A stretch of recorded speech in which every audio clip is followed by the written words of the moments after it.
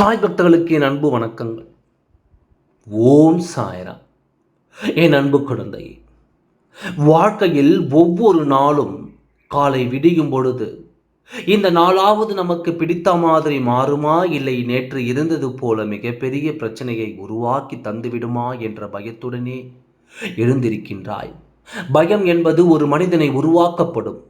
ஒரு மனிதன் எந்த அளவில் வேண்டுமானாலும் இருக்கட்டும், அவனை இன்னும் கீழே தான் தள்ளுமே தவிர அவனை நிச்சயமாக ஒரு நல்ல நிலைமைக்கு கொண்டு வராது. எழுந்திருக்கும் பொழுது நீ ஏன் இன்று என்ன மிக அருமையாக இருக்கும் என்ற ஒரு எண்ணத்துடன் எழுந்திருக்காமல் எப்படி இருக்குமோ என்று நினைத்து ஏன் எழுந்திருக்கிறாய்? முதலில் ஒன்று சேர். நீ எழுந்த முதல் நொடி உன்னுடைய உள்ளங்கையை நீ கண் திறந்து பார். நீ விழிக்கும் உன்னுடைய பார்வையை முதலில் உன்னுடைய கையாகவே இருக்கட்டும். உன்னுடைய வாழ்க்கையில் நீ எதை தேடுகிறாய் அது நிச்சயமாக கிடைக்கும் என்ற ஒரு எண்ணத்தை உன் மனதுக்குள் உருவாக்கிக்கொள். நீ எதை நினைக்கின்றாயோ அதுதான் நிச்சயமாகவே ஆக்கிறான்.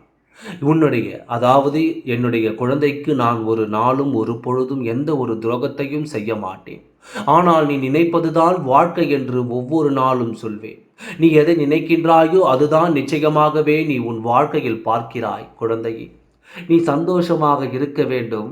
வாழ்க்கையில் எந்த ஒரு தீய செயலும் உன் வாழ்க்கையில் நுழையாமல் இருக்க வேண்டும் என்று நினைத்தால் உன்னுடைய எண்ணத்தை மாற்றிக்கொள். உன்னுடைய பயத்தை தூக்கி எறிந்துவிடு. கவலைகளே இல்லாமல் வாழ்க்கையானது நிச்சயமாகவே மாறும்.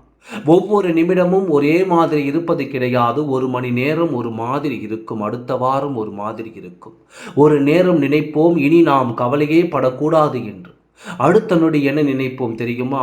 ஏன் நமக்கு இவ்வளவு கவலை வருகிறது என்று நினைப்போம்.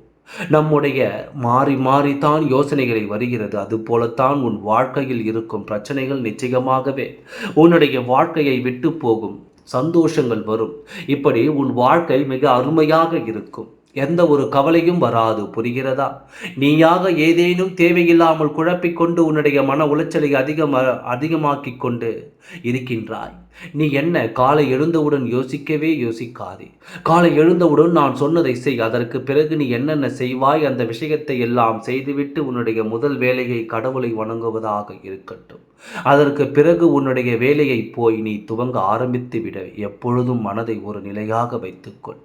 எந்த ஒரு குழப்பத்தையும் உன்னுடைய மனதுக்குள் வைக்காதே. அதுவும் காலையில் எழுந்திருக்கும் பொழுது தேவையில்லாத யோசனைகளை உன் வாழ்க்கைக்குள் நுழைய விடாதே.